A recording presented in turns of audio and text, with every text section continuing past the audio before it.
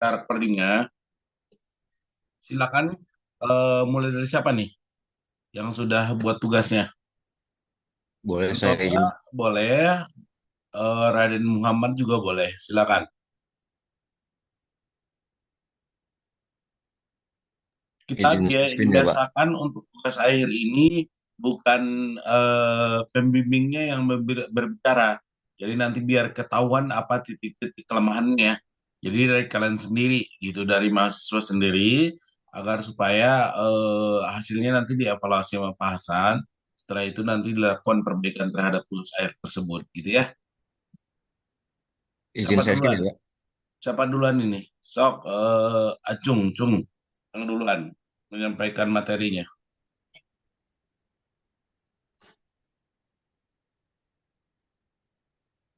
Saya Ayo. izin untuk share screen Ya, ya, Pak. boleh. Raffi boleh, silakan. Langsung aja ya. Apakah sudah terlihat, Pak? Lagi jalan, ya boleh. Udah kelihatan. Oke, jadi untuk judul saya akhirnya mengambil untuk manajemen SDM yaitu pengaruh kompensasi dan lingkungan kerja terhadap kepuasan kerja pegawai pengelola barang milik negara pada Badan Standarisasi Nasional. Mungkin ini masih bisa diperbaiki lagi apabila menurut Bapak masih ada yang kurang. Ya, Lalu untuk bab satu seperti ini Pak, berlatar belakang SDM-nya seperti ini. cerita gimana? Di latar belakangnya ini kan kita fenomena global dulu bicaranya. Udah seperti itu. Hmm, Coba dibedain. Menurut kamu kira-kira di mana di sini yang menyebutkan kalau itu fenomena global? Di dalam pendahuluan itu kan fenomenanya itu harus muncul juga pembatasan masalah dibahas di dalam fenomena ya. Jadi masalah yang akan muncul yang akan kamu bahas tadi, tadi kan udah 2 poin tuh, 2 poin terutama untuk tentang penggajian, terus yang kedua tentang apa tadi? Tentang produktivitas kerja judulnya, coba ke atas judulnya. kepuasan kinerja Pak, kepuasan kerja pegawai. Kinerjanya itu gimana? Sementara ini di tempat kamu bekerja di BUMN tadi ya, BUMN yang disebut dengan Badan Standar Nasional itu. Coba cerita sedikit, Radit. Apakah di Eh, dalam, saya belum baca yang kamu punya belum. Jadi cerita dulu sok. Karena nanti kan waktu ujian nanti dan ya pasti nanya itu, iya ya betul kan? sih Pak. Jadi pembimbing itu akan share kamu di bab satu ini gitu loh. Kalau nanti di Iya, bab satu ini nanti nggak ada korelasinya bisa jadi nanti bermasalah. Tapi Pak Hasan belum koreksi total ya. Nanti iya Pak Pak. Hasan akan koreksi dulu, terus nanti akan ngasih kembali ke Raden ya. Coba cerita Baik dulu Pak. deh. Jadi saya bingung mulai dari mana gitu Pak. Tahu apa Ya takutnya mulainya takut tentang salah kata gitu. kinerja BUMN mestinya kan gitu ya, secara Iya betul. global gitu. Coba sok. Jadi Belajar ngomong, harus belajar ngomong, karena belajar sidang ya kan. Kalau sidang nanti jadi begitu Dan, pasti nanti pembimbingnya ikut juga, Hasan tetap ikut juga. Tetapi kan kalau nanti hasilnya Raden atau Rapi panggilannya, kalau misalnya hasilnya apa baik ya puas jadi pembimbingnya. Tapi kalau nanti Rapinya nggak siap-siap untuk bimbingannya apa-apa hasilnya kurang maksimal tuh pasan juga kena gitu kan, ujungnya di betul Pak. pembimbing juga ujungnya gitu. Tapi lebih baik kita ngomong sekarang aja yang penting latar belakang itu. Dan itu kan kamu kan bicara tadi tentang BUMN, coba kamu global BUMN seperti apa, itu gambarannya kan harus ada. Ya Terus jadi kemudian yang selanjutnya tolong ke bawah dulu, kita bacain dulu deh kalau gitu. baik Pak. Jadi Kamu silakan bacain deh. ya untuk orang-orang yang di BUMN itu barang milik negara, itu suatu biro atau suatu bagian yang ada di instansi saya Pak, Hmm, yaitu barang milik negara yang mengatur barang-barang yang ada di negara seperti aset-aset juga dan juga persediaan mungkin hmm, atau bahkan sampai ke seluk-beluk ruangan-ruangan yang ada di kantor gitu Pak. Itu masuk ke aset kami. hmm. Jadi untuk kinerja di BUMN saat ini sebenarnya sudah bagus Pak dan sudah lumayan gimana nyebutnya sudah lumayan oke lah. Cuman Hmm. mungkin dikarenakan kita kan untuk sebagai ASN digaji dan diberi tunjangan setiap tanggal 1 ya Pak. Jadi Tanggal 1 ya. ya Udah jatuh tempo dong nah, keluar. Nah, gimana? sudah sih Pak, sudah dapat cuman mungkin karena mungkin saya masih baru ya Pak di ASN. Hmm. Jadi mungkin untuk jabatan dan juga pangkat maupun tingkatnya belum terlalu mencapai seperti senior-senior saya gitu Pak. Jadi mungkin kinerja yang dihasilkan juga tidak selalu sesuai dengan apa yang senior saya harapkan gitu. Untuk beberapa senior-senior saya yang berada di BUMN ini mempunyai ekspektasi bahwa anak-anak baru ini kinerjanya bisa sama atau bahkan melebihi senior-senior mereka atau bahkan mereka sendiri bisa dilebih gitu Pak kinerjanya. Tapi dengan kompensasi yang sesuai dengan jabatan atau mungkin dengan pangkatnya gitu Pak. Hmm. Jadi apabila katakanlah jam kerja kami ini dari jam 7:30 sampai jam 4 maksimal. Hmm. Nah itu di luar jam itu apabila ada pekerjaan kan sebenarnya bisa dilanjut besok jika tidak urgent atau memang ada deadline gitu ya Pak ya. Hmm. Tapi beberapa kali saya mendapati gitu Pak sudah lewat jam kerja mungkin memang harusnya sudah pulang dan mungkin masih ada pekerjaan yang belum selesai dan sebenarnya itu bisa dikerjakan mungkin besoknya atau minggu depan lagi gitu. Cuman dari senior saya gitu menganjurkan ya kalau bisa dikerjakan dahulu atau mungkin karena kami kerjanya mobile ya Pak ya. Jadi ya ikut keliling muter ruangan untuk inventarisasi bahkan sampai malam gitu Pak. Dan saya mungkin kalau masih baru agak sungkan gitu Pak buat minta dimasukkan ke daftar lembur gitu Pak. Jadi ya Hmm. dengan kompensasi yang seadanya dan sesuai dengan SK saya, tapi eh, pekerjaan yang saya lakukan itu mungkin lebih melebihi dari job desk yang ada di SK saya gitu Pak. Hmm. Karena kan ke gambar tadi berarti kok apa tadi X-nya apa aja, Dan coba sebutin.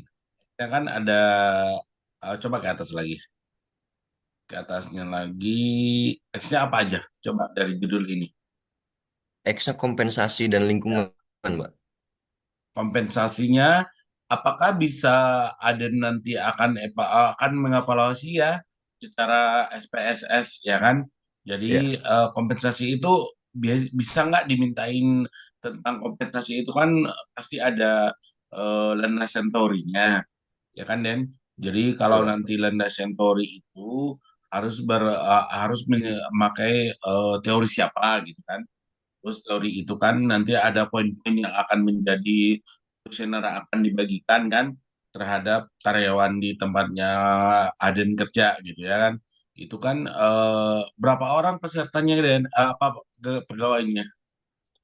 Untuk pegawai total di luar dari biro saya sih ada 580 berapa ya Pak. Cuman kalau untuk di biro saya ini yang di BMN ini mungkin hanya sekitar 8 sampai 10 Pak. Hmm, kan itu Yang kan di kalau SK. untuk apa namanya untuk melakukan angket ya, Dan itu kan delapan Iya. sepuluh belum bisa masuk, ya Hmm. kan? Kalau 500 tadi bisa masuk, gitu loh. Jadi Berarti mungkin untuk dibuat secara global untuk kantor saya aja Pak, ya. iya Nggak usah gitu, spesifik untuk itu biro saya gitu maksudnya. Pak. Ya. Jadi karena kenapa begitu? Karena nanti poinnya kan harus dapat minimal 100 ya dari peserta itu memberikan angket ke kamu nantinya pada waktu penelitian itu kan. Terus dan itu harus bisa diukur sama Aden nanti ya kan minimal 99 lah 99 pegawai yang menjawab daripada kuesioner yang diberikan oleh Raden sendiri gitu ya. Baru nanti Baik Pak. setelah itu kan poinnya setelah Lenda Centauri-nya benar, terus kemudian kerangka berpikirnya udah benar gitu kan. Terus poinnya itu kita kan SPSS, ya kan? Pasti ujungnya ke situ nih. Karena pengaruh itu kan bisa dibuktikan dengan apa metode penelitiannya apa, Den? Metode penelitiannya kuantitatif saya, Pak. Ya, kuantitatif berarti kan? Iya, Berarti kuantitatif atau kualitatif? Kuantitatif. kuantitatif saya, Pak. Kuanti. Kuanti itu seperti apa? Coba gambarin menurut kamu. Kuantitatif itu seperti itu tadi yang Bapak bilang seperti bikin kuesioner Hmm. seberapa banyak data yang saya dapatkan untuk dijadikan satu Ya, sebagai sebuah kesimpulan mungkin, Pak. ya, boleh. Karena itu kan butuh effort untuk penilaiannya ya, udah sesuai dengan yang udah pahasan bagi kemarin. Contohnya apa aja isi poinnya harus ada gitu ya, dan jadi Baik, jangan Pak. lari dari situ ya. Iya, Gitu. Pak. Sementara itu, jadi nanti Pak Hasan coba kasih penilaian setelah Pak Hasan baca nih. Ini perlu waktu luang untuk membacanya gitu. Tapi tadi Baik, Pak. udah ketemu poinnya. Poinnya adalah pertama bahwasanya penelitiannya bukan cuma di Dipsi Aden aja, Iya, tetapi ini harus di seluruh tempat bekerja gitu kan. Jadi bisa diukur. Jadi kalau di dalam SPSSI itu kan ada yang hierarki daripada apa namanya pekerjaan. Apakah dia manajer, apakah dia staff gitu ya. Jadi lebih spesifik lagi nanti Den, gitu ya. baik, Pak Jadi Hasan. pertama itu nanti ini kan udah bab satu. Bab satu dulu nih kita nih, ya kan? Iya, Dari Pak. bab satu ini apa masukannya nanti Pak Hasan di drive yang minta tolongnya dikirimkan ke drive-nya. Terus nanti Pak Hasan akan kasih masukan sama Raden ya, biar apa yang akan jadi eh, apa namanya penelitian ini biar bagus. Kita harus memasukkan dari poin-poin masukan tadi ya Baik, gitu. Pak. Jadi poinnya adalah bahwasanya Aden bukan cuma hanya bicara dipsinya gitu kan, karena jumlahnya kan cuma 8 orang ternyata tadi itu kan Iya, nggak Pak. bisa kita koreksi untuk jadi sebagai penelitiannya. Jadi baiknya di apa namanya di kantor di tempat bekerja ya. Karena Baik. di kantor kalau kita karena tadi poinnya di atas juga udah dibilang di BUMN badan ini gitu ya. Iya, Jadi Pak. udah khusus udah spesial gitu ya khusus untuk BUMN tersebut gitu ya. Baik, Jadi Pak. masukannya nanti lihat di mana? Ini Di kan drive. udah kamu bagi di drive belum? Den? Belum, Pak. Belum Nah, saya bagiin nanti ke drive. masukkan di dalam drive nama kamu masukin, terus Pak Hasan di bawah tuh akan kasih notes, terus notes itu kamu perbaiki lagi apa yang kira-kira notes untuk perbaikannya, terus di bawahnya nanti apa hasil perbaikan minggu ini sama lanjut ke bab berikutnya gitu dan Baik, Pak Hasan. kalau udah Terima bisa kasih banyak. gitu ya.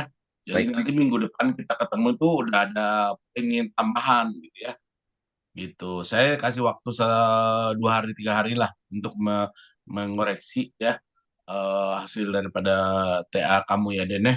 Baik, Pak Hasan. Terima kasih banyak, Pak Hasan. Oke, selanjutnya siapa nih yang ready aja? Assalamualaikum Pak. Waalaikumsalam Silvi. Bapak mohon maaf, kebetulan saya di luar, tapi suaranya jelas nggak Pak? Oh jelas, agak sedikit kecil sih. Ah, tapi agak jelas nggak Pak? Ya boleh lah ngomong-ngomong aja. Ya, boleh Pak. Hmm, Saya share dulu ya Pak. ya boleh.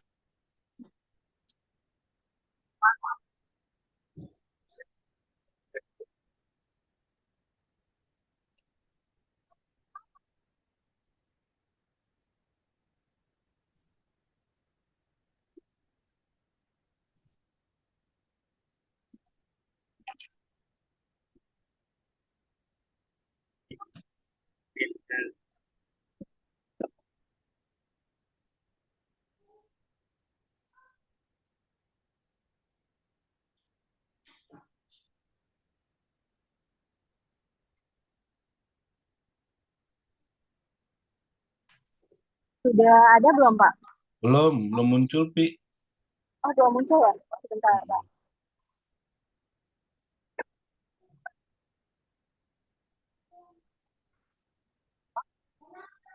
muncul ya Pak? Di CV-nya sih ada, munculnya yang CV, Itunya ya yang um, filenya ya, bentar. filenya nggak keluar. Coba.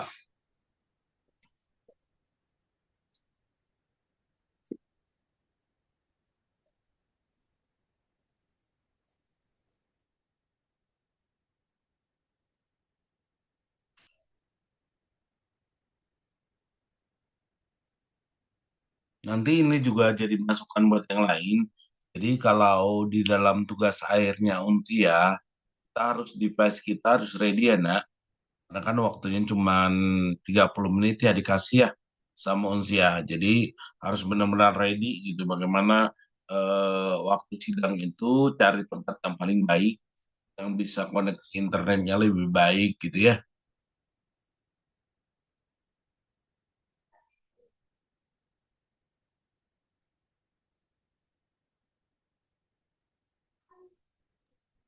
Pak, mohon maaf Pak, boleh yang lain dulu?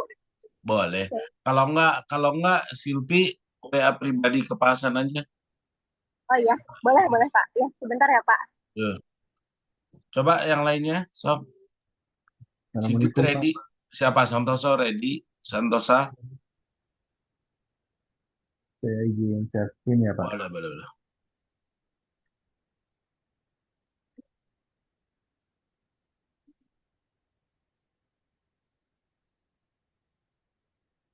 Sudah tampil Pak. Sudah. Coba judulnya Santosa dari judul biar Judulnya lebih Pak, enak. Hmm. saya Pengaruh. mengambil judul pengaruh virtual leadership dan Oke. employee experience Hmm. terhadap employee engagement pada karyawan sektor jasa logistik di, pada PT ABC Pak. Oke. Untuk latar belakangnya, saya sudah coba menerapkan piramida terbalik Pak. Hmm. Pertama, saya ngambil isu terkait perkembangan teknologi Pak secara umum di Indonesia dan terlebih ke jasa logistik atau pengiriman barangnya, Pak. Ya. Nah, ini datanya juga sudah saya ambil dari Google, Pak. Hmm. Setelah itu baru saya mulai masuk ke dalam digital work engagement-nya, Pak. Hmm. Yaitu aplikasinya. Ya. Aplikasi-aplikasi yang digunakan oleh perusahaan logistik. Hmm. Lalu untuk selanjutnya saya masih menerangkan terkait dengan karakter industri logistik dan mulai masuk ke ini Pak, pimpinan dan kepemimpinan virtual Pak. Oke. Itu baru mulai masuk Pak. Hmm. Nah, di sini saya masih menjelaskan kepemimpinan itu dulu sendiri Pak, yaitu kepemimpinan melalui digital leadership Hmm. atau nah sebetulnya saya masih bingung di ini Pak. Ya. Sebetulnya antara digital leadership dengan virtual leadership itu bisa dianggap sama tidak ya Pak ya? Kamu coba cari teori yang eh, membedakannya. Tapi kalau dalam teorinya kamu ketemu bahwasanya kan kita penelitiannya harus Iya Pak. sesuai dengan teori yang ada gitu. Apakah istilahnya virtual digital apa-apa virtual leadership atau digital leadership coba cari Sentosa. Karena kan Hmm. Hasan juga nggak memahami ini ya. Karena kan Mhm. harus berdasarkan hasil penelitian kamu. Kamu cari Mhm. dulu istilah-istilah yang digugakan yang sebenarnya. Ya Jadi baik Pak. lebih kuat nggak di virtual leadership, leadership atau digital leadership? Ya. Ya baik Pak. Hmm. Jadi masalah saya yang pertama terkait itu Pak ya, Hmm. digital leadership atau virtual leadership Pak. Ya. Nah, terus untuk selanjutnya itu baru saya mulai pada terkait dengan employee experience-nya Pak. Ya. Employee experience, baru setelahnya saya mulai membahas fenomena yang ada di perusahaan PT ini sendiri Pak. Ya. Ya. Sehingga saya menjelaskan terkait dengan judul ini Pak. Ya, Lanjutnya, kalau sarannya dari Pak Hasan yang tadi ya. virtual leadership berpengaruh itu coba kamu bahas sedikit di latar belakang ya. Jadi jangan Oh, langsung kesimpulan. ya kan rumusan masalah itu ada di latar belakangnya gitu. Baiknya kan di poin mana nih yang menyebutkan kalau coba ke bawah dulu, ke bawah lagi Sini Pak. lagi. Nah, di poin manakah apakah virtual leadership itu berpengaruh gitu? Di poin mana kamu bahasnya di atas Oh, dan di cari permasalahannya. Jadi poinnya nanti ketemu kan kalau masalahnya apa gitu loh. Terus kemudian apakah employee experience berpengaruh terhadap work environment? Kamu ceritain tuh di PT ABC itu seperti apa pengaruhnya gitu ya. Pak. Terus kemudian yang ketiga, apakah virtual leadership employee experience berpengaruh? Coba dijelaskan sedikit dulu. Jadi nanti kan sebelum penelitian begini nih, setelah Santosa melakukan penelitian hasilnya adalah A gitu kan. Oh, baik Pak, ya Pak. Jadi tahu kan, jadi nanti yang membedakan latar belakang kita itu, oh ternyata sama aja apa yang kita tahu tentang teori tentang virtual leadership serta virtual apa namanya employees experience itu ternyata di tempat di kita berbeda dari apa yang kita ketahui dan Iya Pak. dirasakan oleh karyawan gitu ya. Iya Terus Pak. nanti poinnya kan begitu. Ya, jadi sehingga menyambung gitu loh, Kak. Iya. Santosa. Jadi biar agar poin dari poin pertama kita kan di latar belakang itu rumusan masalah harus muncul, ya kan di latar belakang. Jadi baru kita simpulkan kan jadi rumusan masalah. Kalau Oh, tadi apa Santosa belum jelaskan misalnya kondisinya di tempat bekerja itu kumaha tuh jadi latar latar belakang gitu jadi rumusan masalah gitu loh kan. oh Jadi iya baik harusnya baik. munculin itu dulu. Jadi sehingga nanti para penguji itu tahu kalau apa eh, masukan dari kita bagaimana bahwasanya kondisinya di ABC ini perlu dilakukan penelitian. Hmm. Kenapa? Karena dikebatkan oleh karena di kantor kita itu udah menggunakan virtual leadership, gitu kan? Bagaimana memanage dan mengatur daripada virtual leadership, teorinya nanti kan akan muncul di kerangka berpikir. Di kerangka berpikir itu misalnya virtual leadership, harapannya adalah poin A, B, C, D, gitu kan? Terus yang kedua, employee experience adalah hasilnya apa, gitu kan? Jadi bisa berpengaruh ataupun berpengaruh terhadap itu gitu Santosa. Ya, ya Jadi Pak. kalau menurut Pak Hasan mah sebaiknya dijelaskan dulu. Poin pertamanya Santosa ya. Oh, poin pertamanya tadi itu dulu, judulnya tadi. Judulnya apakah virtual leadership atau apa tadi? Digital leadership Oh Pak. ya, digital leadership. Apakah itu yang mana yang paling banyak dari penelitian Iya. sebelumnya? Jadi kita bicara itu kan. Gitu. Iya, iya. Jadi nanti jadi dirumuskan sendiri oleh Santosa. Oh ternyata dari apa yang saya cari Pak, ternyata banyaknya bukan virtual, malah digital gitu kan. Jadi pakai satu bahasa yang sama gitu ya. Terus yang kedua, terus rumusan masalah itu harus muncul di latar belakang ya, latar Ya. belakang gitu. Jadi sehingga rumusan masalah itu kita ngebahasnya, oh ini loh saya poinnya akan saya bahas gitu kan. Dari poin itulah muncullah nanti kerangka berpikir gitu kan. Kerangka berpikir itu nanti ujungnya adalah untuk kuesionernya. Metode penelitian apa Santosa? Ini Pak. Kuantitatif Pak metode penelitiannya. Kuantitatif. Iya. Kuantitatif itu gimana? Sok diceritain. Untuk metode penelitiannya saya pakai kuesioner Pak dan Hmm, beberapa data-data yang udah ada saya hmm, dapat Pak. Gitu sih. oke. Berapa orang karyawan di PT ABC ini, nak? Sebetulnya saya lebih fokus ke orang yang terlibat dalam digital leadership-nya sendiri sih Pak. Iya, Itu berapa orang 60 kira-kira? orang Pak. Berapa? 60 orangan lah Pak. 20 orang ya? Jadi Mm-mm. penelitiannya harus lebih dari segitu ya. Karena kan acuan daripada itu nanti mungkin yang fokus yang terlibat 20. Tetapi kan Mm-mm. ada unsurnya berapa orang yang masih setengah terlibat atau terlibat sama Iya Pak. sekali ya. Jadi Iya betul. harapannya lebih banyak gitu Santosa. Jadi Oh, iya. untuk penelitian itu diusahakan lebih banyak gitu ya. Karena Iya kan Pak. untuk tergantung daripada misalnya nih Santosa bilang jumlah karyawan di PT ABCD itu jumlahnya Pak ada 200 orang. Ya minimal setengahnya kita jadikan kuesioner. Ya, gitu Hmm, maksudnya. Kalau misalnya ya. berapa orang Santosa di perusahaan itu orangnya? Nggak banyak Pak, hanya sekitar 80 lah Pak. Ya, segitu juga boleh. 80 itu kan jangan sampai 20 gitu lah untuk Oh, baik. penelitiannya. Lebih banyak dari 80 lah, 50 orang minimal ya. Kalau Oh, itu. kalau tadi Santosa bilang jumlahnya 80-an, Pak. Ya kasih dua setengahnya aja minimal ya Oh, baik. Baik, Pak. untuk memastikan kalau kuesionernya bisa kita ukur gitu ya. Baik, Pak. Hmm. Apalagi? Selanjutnya batasan masalah lah, Pak. Hmm. Batasan masalah saya ada 4, Pak. Itu yang Hmm. pertama itu terkait dengan penelitian terhadap virtual leadership-nya, employee experience-nya, dan work engagement-nya, Pak. Hmm.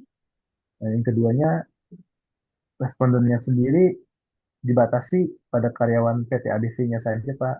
Dalam aktivitas keseharian menggunakan platform digital dan berkoordinasi secara jarak jauh dengan atasan atau tim. Nah, penelitiannya biasanya untuk kantor cabang Kerawang dan Bandung, Pak, karena kan Eh, tidak ada pemimpinnya di situ, Pak. Gitu. di Bandung nggak ada ya, virtual Nggak aja ada. deh. Heeh. Hmm. Ini metodenya yang digunakan kuantitatif melalui penyebaran kuesioner dengan digital online pada responden. Untuk tujuannya, saya menjawab dari rumusan masalah yang Ya. tadi, Pak. Hmm. Itu untuk menganalisis dan menguji pengaruh virtual leadership terhadap work engagement pada karyawan PT ABC. Ya. Yang kedua, untuk menganalisis dan menguji pengaruh employee experience terhadap work engagement pada karyawan PT ABC. Ya. Yang ketiga, untuk menganalisis dan menguji pengaruh virtual leadership dan employee experience secara simultan terhadap work engagement pada karyawan PT ABC. Hmm. Manfaatnya saya ikutin yaitu saya bagi dari manfaat teoritis dan manfaat praktis, Pak. Boleh. Yang pertama, manfaat teoritis sebagai sarana pengembangan ilmu manajemen, khususnya di bidang MSDM, yang berkaitan dengan virtual leadership, employee experience, dan engagement. Ya. Yang kedua, menjadi referensi atau rujukan bagi peneliti selanjutnya yang ingin mendalami topik yang sama, terutama dalam konteks industri logistik di era digital. Yang ketiga, memberikan bukti empiris mengenai penerapan teori kepemimpinan dan pengalaman kerja pada organisasi yang berbasis teknologi. Ya. Manfaat praktisnya saya bagi jadi 3. Yang pertama bagi peneliti sendiri, Pak, untuk menambah wawasan dan pengetahuan. Yang kedua bagi perusahaan, agar menjadi bahan masukan dan pertimbangan manajemen. Yang ketiga bagi universitas untuk menambah koleksi karya ilmiah di perpustakaan. Hmm. Udah Ini benar. metode. Jadi Santosa udah benar. Berarti poinnya adalah dua ya. Tadi poinnya kamu Ya, cari ya, virtual. Jadi nanti ini kan di copy ke Google. ya, Pak. Masukan bahasan kan ada saya ngomong ya. Jadi langsung kamu masukkan di situ perbaikannya ya. Pakai Oh, virtual gig lagi virtual digital kak. Ada kebanyakan nonton DA saya. Ya kan? Jadi virtual gift jadinya virtual leadership atau pakai digital leadership gitu ya. Itu istilah yang paling yang mana yang paling benar. Terus yang kedua, nanti di saat penelitian itu mohon agar minimal 50% dari karyawan itu ikutan gitu baik, ya. Pak. Masukannya Baik, Pak. itu terus nanti kamu copy setelah nanti dari yang kamu buat ini kamu masukkan Hmm, kan ke Google Drive. Terus hmm, itu masukan dari Pak Hasan kamu kasih warna merah itu. Nah, terus saya ingat ya kasih Pak. Baik. masukan yang itu. Terus selanjutnya itu copy paste ke bawah yang perbaikannya. Oh, Jadi copy paste saja langsung copy dari atas ke bawah aja di dalam bentuk Word ya. Terus ini hmm, nih setelah perbaikannya Santosa seperti ini. Jadi nanti minggu depan kita akan membahas itu perbaikannya kan baik, Pak. udah selesai. Terus kemudian setelah perbaikan itu lanjut ke bab berikutnya Santosa siapin aja. Kalau belum selesai ya nggak apa-apa. Yang penting Baik. sudah ada rumusan yang pasti tentang penelitian ini gitu ya, Ya, ya, Santosa. Pak. Jadi Baik. bagi-bagi waktu nih ada 15 orang, ada 10 orang ya. Harusnya 21 nih yang datang. Cuma apa berapa nih? 14 orang ya, Santosa. Ya, baik. Baik, Pak. Oke, lanjut next. Izin Pak, saya boleh Pak? Boleh, silakan. Siapa nih? Saya Tadi. Gede Adi Cahya Pak. Oke, gede. Maaf mungkin sebelumnya saya lagi di luar, semoga nggak terlalu berisik Pak. Ya, nggak apa-apa. Yang penting bisa Saya, di-share ya, nak. ya, saya share screen Pak. Oke. Kemudian permohonan maaf yang kedua, saya sepertinya salah memahami, jadi saya baru bikin poin-poinnya belum saya jabarkan Pak. Boleh. Kan Nanti, dari poin nanti bisa menjabarkan kan? ya baik. Ya, kalau yang lain Itu, udah siap melaksanakan ya kita kan poinnya dulu kemarin dibilangnya ya. ya, mungkin nanti saya jabarkan Pak. Oke, terima Nah, kasih atas waktunya Pak. Mungkin saya jelasin sedikit. Ini judulnya yaitu analisis dampak corporate action terhadap pergerakan harga saham PT Adaro Energi Indonesia atau ADRO periode tahun 2021 sampai 2024. hmm, Kemudian latar belakangnya, yang pastinya saya akan menjelaskan saham Adaro Energi ini bidangnya apa, kemudian bagaimana corporate actionnya apa saja, kemudian bagaimana bisa terjadi. Kemudian poin keduanya, terjadi pergerakan harga saham yang signifikan terhadap corporate action yang telah dilakukan. Salah satunya itu kemudian situasi bisnis, politik, ekonomi di tahun 2021 sampai 2024 yang menjadi faktor pendukung pergerakan harga saham Adro. Dan yang terakhir, penjelasan akan dilakukan analisis kualitatif untuk melihat bagaimana corporate action-nya memengaruhi harga saham pada periode dimaksud. ya. Kemudian variabelnya yang X-nya itu ya tentunya corporate action-nya apa saja, Pak? Ya. Sejauh ini yang saya tangkap ada pembagian dividen, kemudian ada buyback saham yang belum saya teliti lebih dalam. Kedepannya akan teliti lebih dalam. Kemudian ada right issue, kemudian stock split, dan corporate action atau announcement lainnya seperti ada RUPS dan lain-lain, Pak. Kemudian variabel Y-nya perubahan harga sebelum dan sesudah corporate action-nya seperti apa, sentimen pasarnya saat itu, bagaimana market menanggapi corporate action-nya, kemudian kecenderungan naik atau turunnya pada periode dimaksud, dan itu tadi, dan bagaimana pasar merespon corporate action maksud gitu, Pak. Ya, oke, sebentar ya. Sebentar ya, nak. Ya, Pak. Kalau yang X-nya bisa harus dua nggak? Karena X-nya kan ini satu nih. Oh ya, Baru Pak. corporate action aja. Ya. Jadi nanti ada poin dua apa yang harus Oh, X-nya jadi dua gitu ya, nak. baik siapa? Corporate action-nya, Pak ya. Corporate action itu kan satu apa namanya? Satu poin ya di Ya, dalam Adaru itu menyemangati orang untuk bekerja juga. Variabelnya apa? Pengalaman pergerakan, bagaimana pengertian harga saham ya, ya apa? Pergerakan harga saham. ya. Itu apa aja selain corporate action, adakah poin yang mempengaruhi gerakan itu yang kira-kira bisa dinilai gitu ya, nak? Oke, Pak. Izin bertanya mungkin, Pak. Ah, Corporate action itu terdiri dari beberapa poin di bawah ini, Pak. Jadi Jadi kalau bisa kan ya. X itu kan boleh di beberapa poin. Berarti kita milih jangan Oh, corporate action-nya. Jadi siapa? pilih Berarti poinnya saya aja. langsung detail ke poinnya, Pak ya, Pak. Betul. Bagaimana Pembagian dividen atau buyback saham yang mempengaruhi? betul. Oke, siapa? Jadi kan X-nya dua tuh. Ya, Jadi siapa? penilaian kita terhadap X-nya itu muncul ya gitu ya. Ya, Gitu. siapa? Tapi pada dasarnya dia adalah teori daripada corporate action ya. Apa aja yang Baik, Pak. Siapa? dilakukan gitu ya. So, Ya, siapa? lanjut. Lanjut, kemudian rumusan masalahnya. Tadi apa saja corporate action yang dilakukan Adaro selama 2021-2024, yang mana nanti akan saya revisi lebih detail langsung pada poin corporate action yang dilakukan. Kemudian bagaimana reaksi dan persepsi pasar terhadap corporate action tersebut. Kemudian bagaimana corporate action tersebut berdampak terhadap pergerakan saham Adaro pada periode dimaksud. Ya. Dan kemudian Tujuannya mengidentifikasi corporate action-nya di 2021 sampai 2024, menganalisis persepsi pasarnya dengan berbagai teori, mendeskripsikan dampak corporate action-nya terhadap pergerakan saham Adaro di tahun 2021 sampai 2024. Saya baru sampai situ dulu, Pak. Boleh. Jadi poinnya yang pertama itu tadi ya X, Ya, Y, siap. X-nya harus X1, X2 sama Y gitu ya. Siap. Jadi poin itu kamu jelaskan, terus kerangka berpikirnya coba dicari beberapa peneliti yang membicarakan ini gitu. Kalau ada ya bagus gitu kan. Sebaiknya kan harus ada ya Ya, Pak. sebelumnya peneliti-peneliti sebelumnya minimal munculkan 5 peneliti lah ya biar kita bisa apa namanya bisa menjadikan ini sebagai penelitian yang baik gitu ya. Ya, Pak. Itu masukannya gede.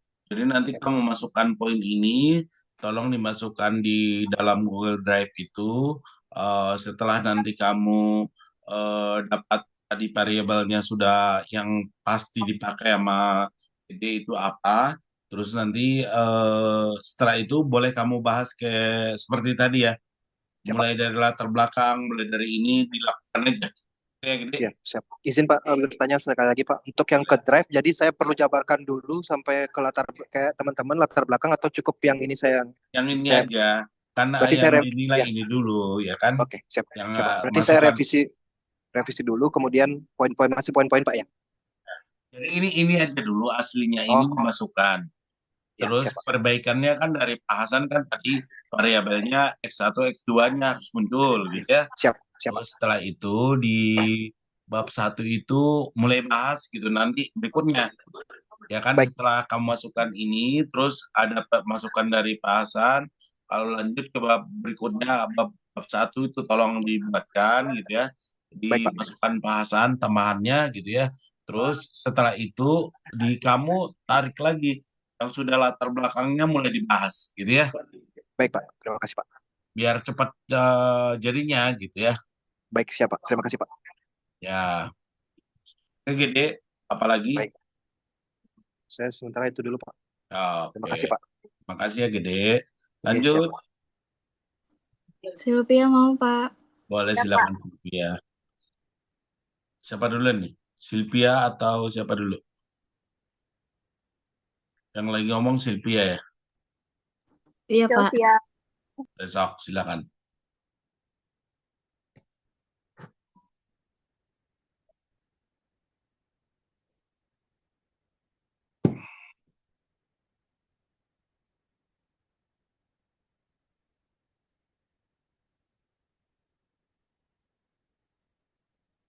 Oke,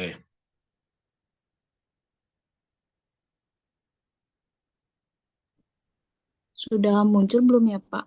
muncul tapi yang lain kayaknya harus kamu tekan itunya yang mau didiskusikan sama kita. Di kita sih tadi ada itu ya. Ini udah.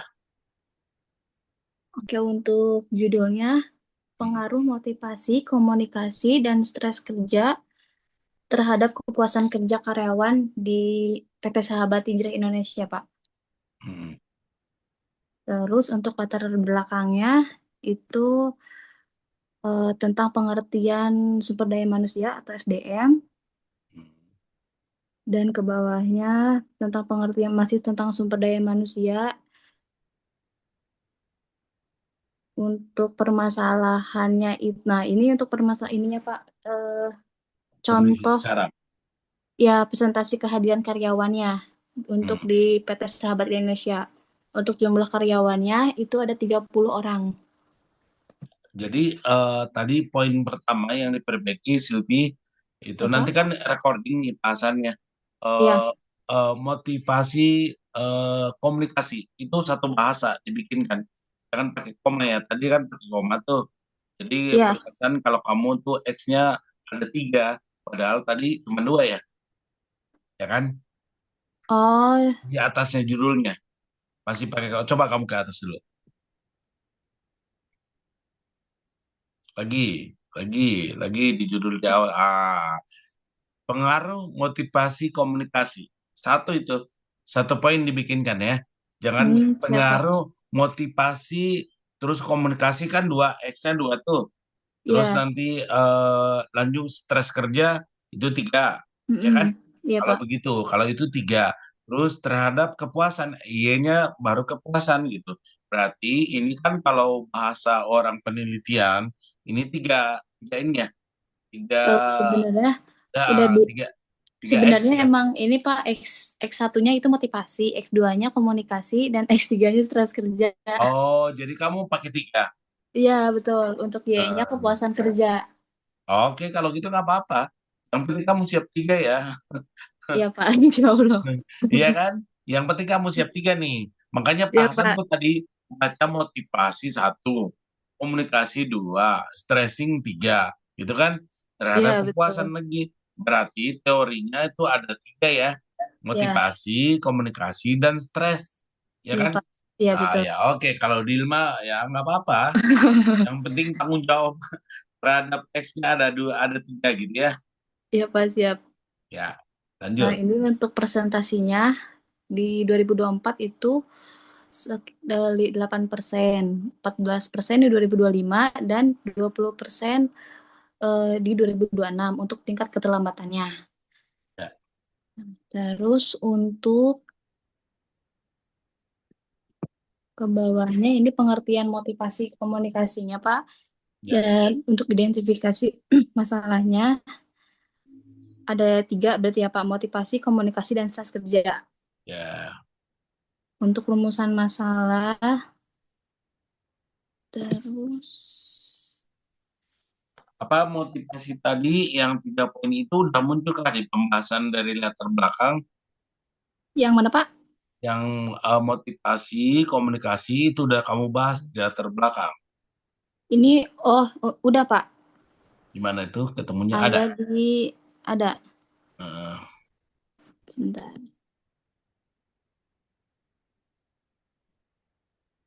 oh ada, udah ada kok. Dan stres kerja tadi udah. Ya, Oke oke. Yang penting itu poinnya udah ada, ya. Jangan sampai nggak ada karena nanti pembimbing apa namanya penguji itu suka nanya itu, ya. ya Pak. Hmm, Paling nanti di latar belakangnya ada penjelasan kayak misalkan masalah-masalahnya juga Pak, masalah ya, setiap X1, X2-nya. ya. Ya Dikasih kayak di situ pembahasan sehingga kita pembatasan masalahnya kan dari situ gitu loh. ya Pak, betul.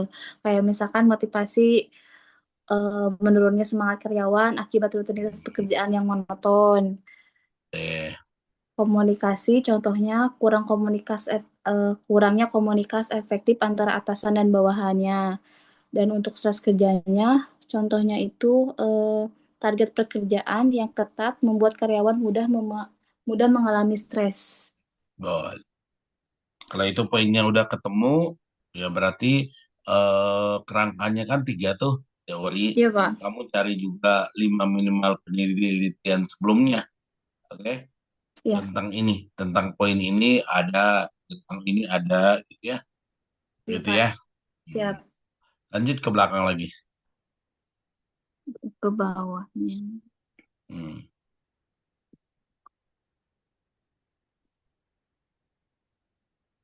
Ini tujuan penelitian, Ya udah, itu anggap kegunaan. selesai, pasti ngerti. Tujuannya adalah ini dan standarkan dengan apa standar usia ya. Siapa? Lihat dia di dalam kerangka pembuatan tugas air usia seperti apa. Buku panduannya harus disesuaikan ya. Baik. Hmm. Untuk ini kegunaan hasil penelitiannya, Pak, kegunaan teoritis, kegunaan praktis, dan untuk ini kerangka berpikirnya, Pak. Betul. Angkanya kan udah bener nih. Tapi coba poin yang tadi yang garisnya itu udah sesuai standar unsia belum? Yang dari gini nih, yang dari garis inti ke dalam perlukah itu ada gitu ya. Coba kamu lihat dulu ya di unsianya, Oh, standarisasinya. siapa? Ya, Hmm, hmm. Oke, lanjut. kerangka berpikir. Hmm, Terus untuk hipotesis, dan udah pas sampai situ. ya, Ya, kalau begitu ya, sekarang berarti cari teori-teori yang berhubungan dengan apa? Dengan latar belakang, bukan latar belakang, dari kerangka berpikir itu, terus nanti jadi landasan teori atau apa namanya di usia ya, Baik, disesuaikan Pak. ya, gitu. Oke, kalau gitu perbaikannya itu aja. Sekarang kamu copy paste, bukan copy paste, di copy langsung ke Drive. Terus nanti yang tadi Pak Hasan bilang diperbaiki, tolong kamu catat. Setelah nanti kamu tuliskan, terus kemudian setelah ditulis itu kamu masukkan dia masukannya dari Pak Hasan berarti sudah ada tadi ya poin-poinnya Iya, Pak. berarti emang benar-benar di X dan X-nya ada 3 gitu dan Y-nya ada 1 gitu ya. Terus Iya, baik. lanjut ke bab berikutnya ya. Metode Iya, Pak. penelitiannya tadi apa nak?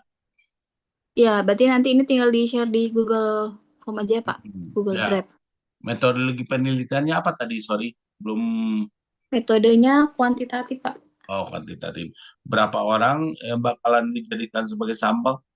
30. 30. Di kantornya memang 30 ya? Sebenarnya lebih, Pak. Cuman untuk karyawan tetapnya itu 30.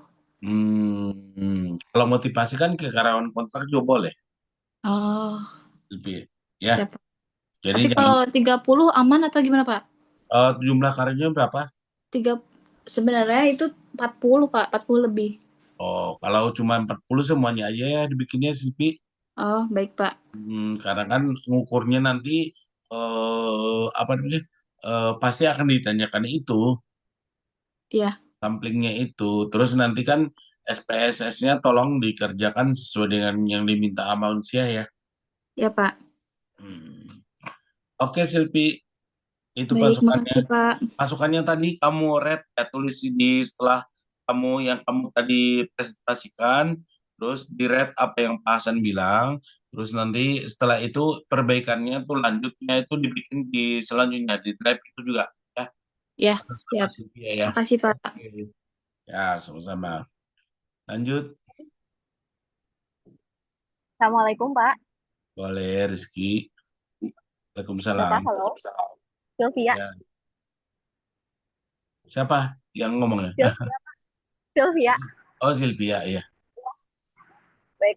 Bapak sebelumnya mohon maaf, ini Sylvia buatnya dari PowerPoint karena kan emang poin-poinnya aja ya kemarin Oh, Bapak alah. Mm. Apa-apa. sebentar saya. Yang udah ngerjain selesai, ya bagus. Yang belum dikerjakan, gitu ya, Silvia ya. Emang poin-poinnya dulu sebenarnya. Ini ada 2 Silvia ini di kelas ini. Silvia Iya, Dewi sama Silvia Harunisa ini. Iya, betul, Pak. Pak. Jadi Pak Hasan tadi bingung, kok Silvia Silvia gitu ya kan. Silakan Dewi, panggilnya Iya, Pak. siapa? Panggilnya Dewi atau Silvia? Panggil Sylvia aja, Pak. Oh Boleh. ya Silvia aja. Sok Silvia. Ini saya secara mana ya? Nggak bisa ya. Nggak bisa.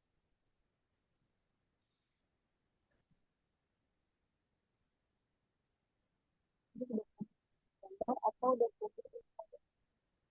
Bapak boleh izin dikirim ke Bapak, Pak? Boleh aja silakan. Ini gagal memuat dokumennya sebentar, Pak. Hmm,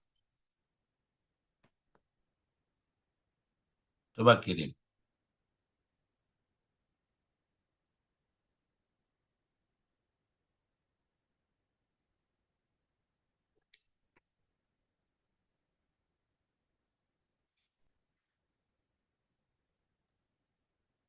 Mohon maaf, Pak, sudah ada. Bentar ya. Bisa Oh juga iya, lagi muter-muter ya. Silvia apa tadi namanya? Dewi. Bukan.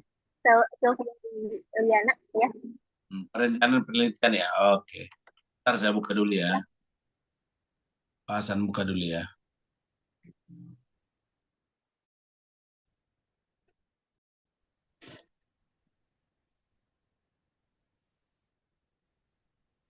Bikin PPT ya.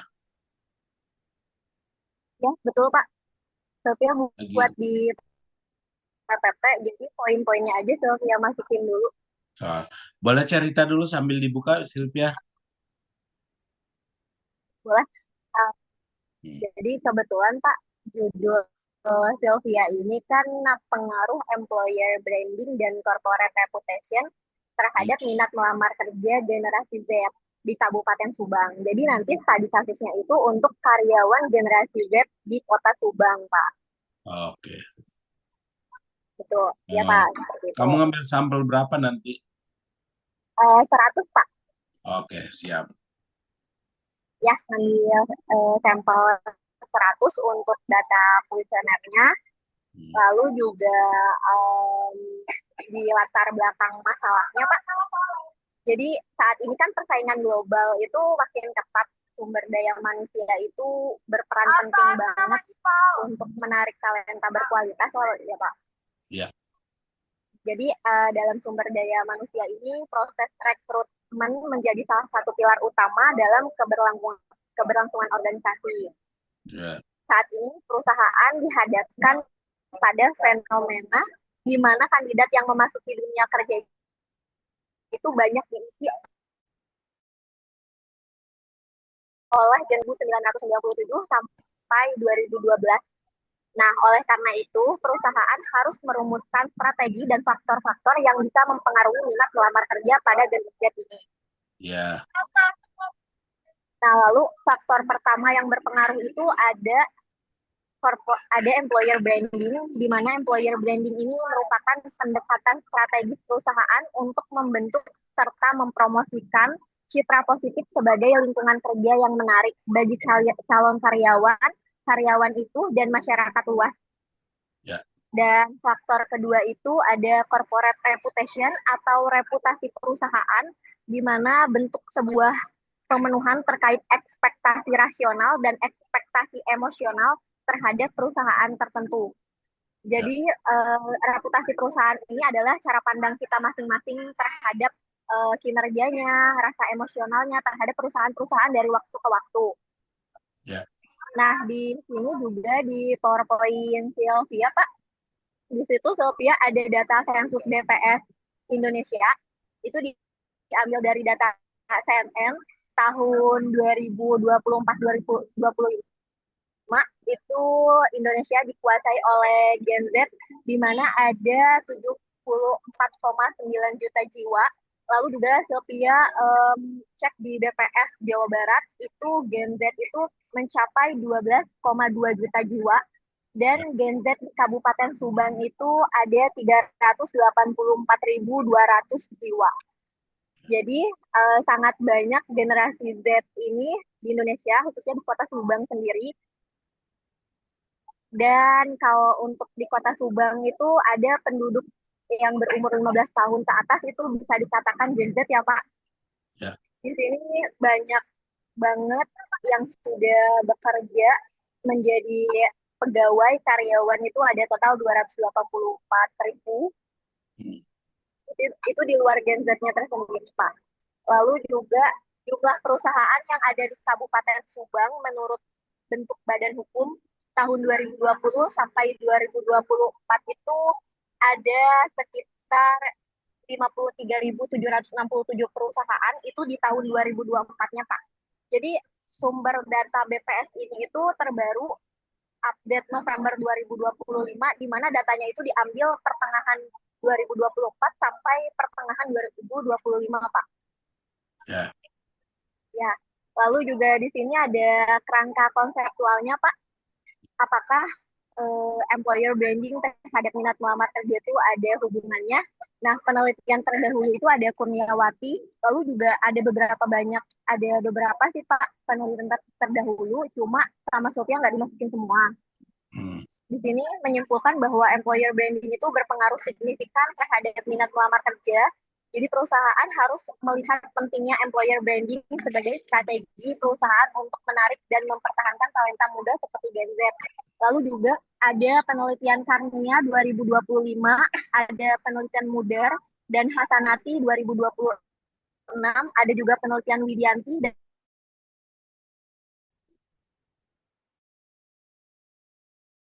melamar kerja generasi Z, Pak. Lalu juga ada corporate reputation, apakah hubungan corporate reputation terhadap minat melamar kerja? Reputasi perusahaan itu menjadi salah satu faktor penting yang mempengaruhi minat seseorang untuk melamar pekerjaan. Nah, dalam penelitian Wiro Hikwan dan Kusini tahun 2023, mayoritas respondennya menyatakan cukup setuju bahwa reputasi perusahaan merupakan salah satu pertimbangan dalam menentukan keputusan untuk kita melamar kerja. Lalu juga apa sih hubungan employer branding dan corporate reputation terhadap minat melamar kerja? Jadi berdasarkan penelitian terdahulu oleh Wardani dan Ikrom tahun 2023 yang berjudul Pengaruh Employer Branding, Corporate Reputation, dan Corporate Social Responsibility terhadap intention to apply job pada Gen Z yang menyimpulkan bahwa employer branding, corporate reputation, dan corporate responsibility secara parsial berpengaruh signifikan terhadap intention to apply job pada generasi Z. Lalu juga di sini ada kerangka konsepnya, Pak. Ada S1-nya itu employer branding, indikatornya itu ada interest value, ada social value, economic value, development value, dan application value. Itu oleh Blair and Barrows dalam Jungka Silva dan Dias tahun 2022. Lalu ada X2-nya juga, corporate reputation. Indikatornya itu ada 6. Yang pertama daya tarik emosional, produk dan layanan, visi dan kepemimpinan, lingkungan tempat kerja, kinerja keuangan, dan tanggung jawab sosial. Itu dalam Pombrun et al. Tahun 1999 dalam Ramadan dan Khotimah tahun 2025. Lalu juga Y-nya itu di sini minat melamar kerja. Indikatornya ada 4, yaitu kebutuhan akan pekerjaan, pencarian informasi pekerjaan, penentuan pilihan pekerjaan, dan pembuatan keputusan oleh Barber dalam Ramadan dan Khotimah tahun 2025. Ya. Nah, tujuan penelitiannya itu untuk mengetahui pengaruh employer branding terhadap minat melamar kerja generasi Z di Kabupaten Subang, untuk mengetahui pengaruh corporate reputation terhadap minat melamar kerja generasi Z di Kabupaten Subang, dan untuk mengetahui pengaruh employer branding dan corporate reputation terhadap minat melamar kerja generasi Z di Kabupaten Subang. Ya. Terima kasih, Pak. Dari saya yang bisa dijelaskan poin-poinnya itu saja, Pak. Mohon untuk arahannya. Ya, kebetulan Pak Hasan nggak bisa buka juga dari Silvi. Jadi nanti Silvi, karena udah ada drive ya, drive-nya langsung Ya, dimasukkan aja di drive. Berarti tapi nanti coba susun, kita mulai susun tugas akhirnya ya. Jadi baik, Pak. buat Silvi itu mulai dari bab 1, tolong Iya, Pak. dibuatkan seperti piramida terbalik ya, pembahasan daripada tugas akhirnya. Terus Iya, nanti penelitiannya kan sudah muncul tuh iya, jenis-jenisnya. Dibereskan dulu bab 1 seminggu ya. Seminggu ini bab baik, Pak. satunya udah kelar gitu ya. Jadi nanti kita akan bahas tadi kan sebenarnya udah didiskusikan sama Silvi juga gitu ya. Apa aja yang jadi masukannya. Terus ya pada intinya adalah untuk bisa meneliti ini kita kan harus masuk di dalam latar belakangnya. Jadi sesuaikan Betul. juga dengan apa namanya unsur yang ada di Unsiah ya, gitu ya, ataupun metodologi penelitian yang ada di Unsiah, gitu ya. Jadi mulai susun Ya, bab satunya nih, oke? ya. Hmm. Sebetulnya Sophia udah susun, Pak, untuk bab satunya. Tapi memang Sophia baru di latar belakang masalah ya sama rumusan masalahnya. Jadi memang belum selesai, Pak. Jadi Ya, makanya Sophia di poin-poinnya aja gitu. ya, boleh. Silakan diberesin dan kamu kasih di Google Drive ya, biar nanti pasan koreksi ya. Baik, Pak. Ya, Silvia, lanjut. Siapa lagi? Pak, terima kasih, Pak. Ya, lanjut. Izin Mbak, Ya, silakan Ki. izin Mbak, apakah suara saya terdengar Mbak? Terdengar Ki, betul banget Ki. Siap, siap. Izin share screen ya Pak? Yo, Rizky dari mana? Ya Pak, Dari mana kok medok? Dari Purwakarta ya? Semarang Pak. Oh iya, Semarang ya. Iya. Lanjut. Izin Mbak, eh, Saya berencana menyusun tugas akhir dengan judul pengaruh job description dan kompetensi terhadap kinerja pegawai di Bea Cukai Tanjung Mas, Pak. Hmm. Terus rencana saya mau pakai metode penelitian kuantitatif, Pak. Saya rencana Kuantitatif ya. nanti rencana nanti akan sebar kuesioner ke rekan-rekan di kantor saya. Ya. Rekannya Estimasi berapa orang, Mas? siap. Gimana, Pak? Berapa orang di kantornya? Kalau di kantor itu sekitar 250 orang, Pak. Ya, 100 orang minimal ya. Bagi Siap, kuesionernya Pak. ya bisa dikolek ya.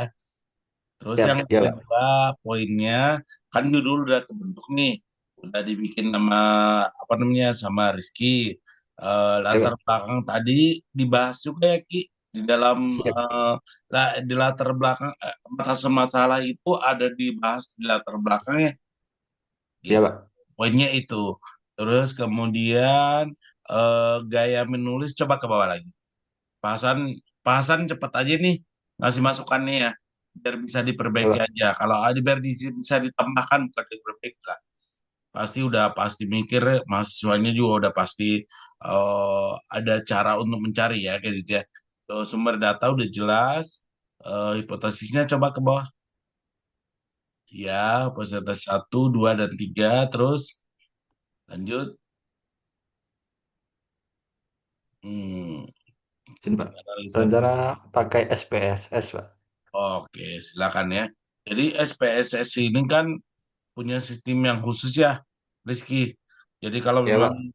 kita tidak mampu untuk membereskan dengan SPSS, ya boleh pakai teman kita, siapa rekan kita yang kita ngerti kan, yang diminta Ya, sama Pak. usia, itu SPSS-nya udah sesuai dengan poin yang ditentukan oleh usia ya, gitu. Siap, Pak. Paling itu, Ki, lanjut aja. Paling nanti latar belakang tadi, coba di latar belakang ada nggak lah batasan masalah tadi?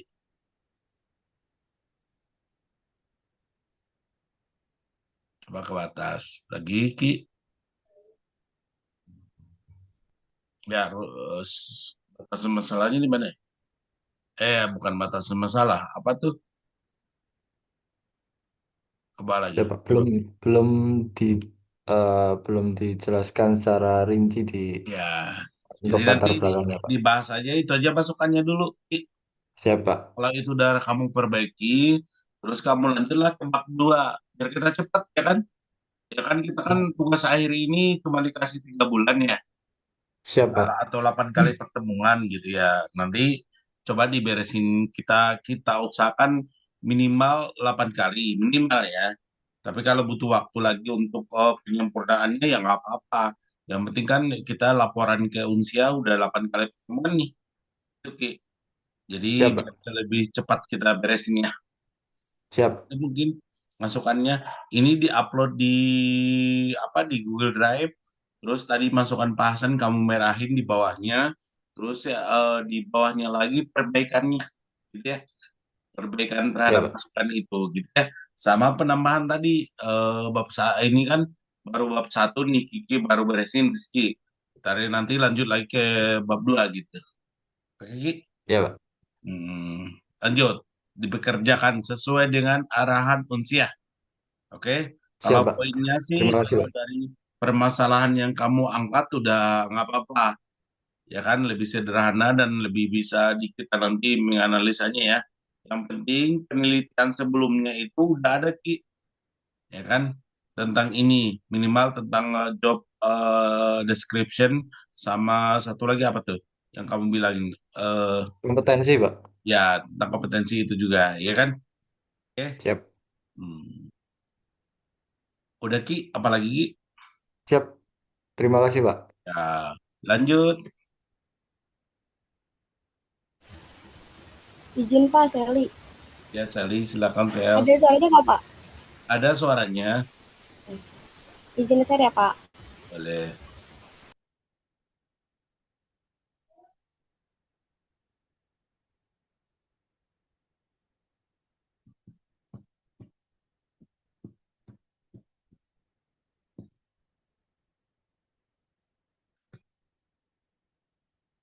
Judulnya saya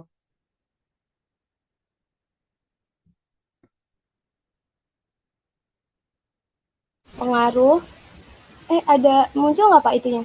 muncul. Oh, muncul. Muncul gambarnya muncul, tapi kamu nggak dari atas, naikin ke atas dulu. Itu. Pengaruh kemampuan pembuatan konten TikTok dan Instagram Reels terhadap produktivitas kerja tim marketing PT Tanjung Jabedal. PT Tanjung Jabedal itu adalah perusahaan yang bergerak di bidang properti Pak, di dan pembangunan perumahan.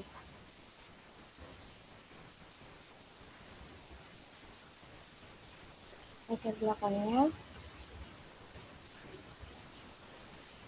perkembangan teknologi digital telah mendorong perubahan signifikan dalam strategi pemasaran, khususnya melalui pemanfaatan media sosial sebagai sarana promosi. Platform seperti TikTok dan Instagram melalui fitur Reels menjadi media utama dalam digital marketing karena mampu menyajikan konten video pendek yang menarik, interaktif, dan mudah diakses oleh berbagai kalangan.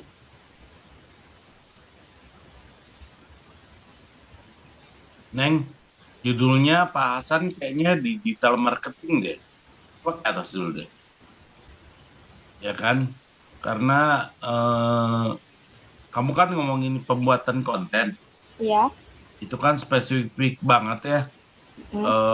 Jadi karena di marketing, Pak Hasan kebetulan di marketing, sekarang pun di marketing nih. Jadi digital marketing aja. oke. Jadi karena kan digital marketing itu banyak ya, Nak. Ya, Bisa masuk TikTok Reels, bisa masuk Instagram Reels gitu. Atau kamu gimana ya? Itu kan bagiannya yang kamu ya. bahas ini bagian gitu loh. Jadi judulnya terhadap produktivitas kerja tim marketing. Produktivitasnya pengaruh. Coba deh, kita coba analisa ya. Ya, Pengaruh kemampuan digital marketing apalagi terhadap apa dong digital marketing produktivitas. ya kan harus 2x ya, Ya, X-nya harus dua, apalagi satu lagi kira-kira pengaruh kemampuan digital marketing dan eh, penggunaan media sosial gitu loh Neng. oke. Jadi ada dua tuh, media sosial terus satu lagi digital marketing terhadap produktivitas kerja tim marketing gitu kan Ya, ya. Jadi biar lebih nyambung gitu ya. Karena kalau yang namanya konten itu kan kita bagian daripada digital marketing itu ya. Tapi sosial media itu kan eh, itu kan nanti lebih luas gitu ya kan. Bisa masuk terhadap konten reelsnya, bisa terhadap apanya yang apa tuh reelsnya dan TikToknya gitu loh Neng. Jadi oke. pengaruh kemampuan digital marketing dan penggunaan sosial media terhadap produktivitas kerja tim marketing itu masukan dari Pak Hasan. Bang. Oke, Pak. Jadi ke bawahnya nanti kan kamu akan bahas berubah ya, Ya, pasti akan berubah.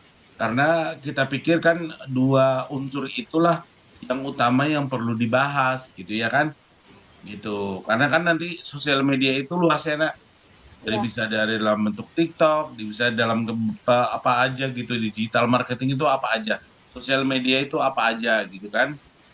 Karena bahasanya kan bahasa akademisi ya. Ya. Jadi nanti boleh pakai dua itu dan cari tentang sosial media kan banyak tuh. Bahasan pikir sih banyak banget gitu kan. Itu sosial media itu kan termasuk di dalam promosi gitu kan. Kalau nggak pengaruh kemampuan jangan usah lah, nggak usah ngebahas promosi dan digital itu promosi juga kan masuknya ya. Jadi nanti bahas tentang penggunaan digital marketing aja. Oke, Oke, Pak. Oke, masukannya itu dulu nah. Jadi nanti kalau ke bawahnya itu menyesuaikan dulu, tinggal disesuaikan aja, gitu kan. Terus Ya, kamu bicara nanti di latar belakangnya tentang digital marketing dan sosial media yang digunakan. Itu kan sosial ya. media di Indonesia itu penggunaannya seperti ini seperti ini di perusahaan PT Tanjung ini ada masalah di sosial medianya gitu kan, atau Ya, penggunaan digital marketingnya seperti ini. Bagaimana itu biar meningkat kan? Gitu menurut Pak Hasan mah. Ya, oke Pak. coba nanti dibikinkan di Drive, dimasukkan ke Drive ini poin-poinnya. Jadi nanti kita minggu depan kita bahas lagi setelah dilakukan perbaikan ya, Nak. Ya Pak.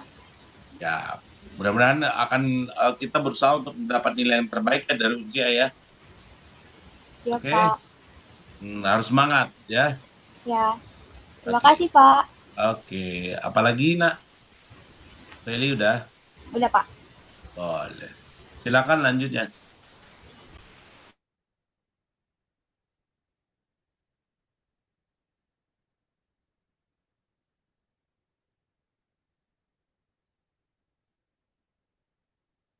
Lanjut.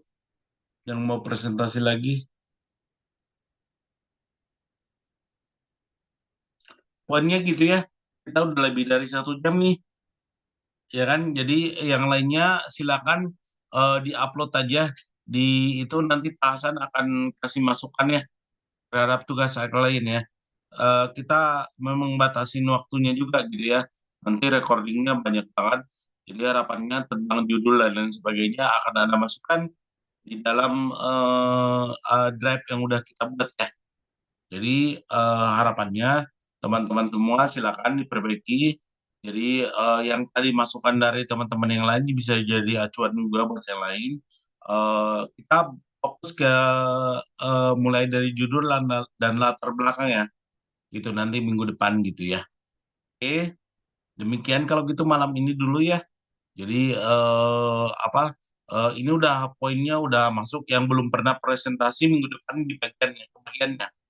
Oke, yang udah presentasi minggu ini ya silakan diperbaiki aja gitu ya.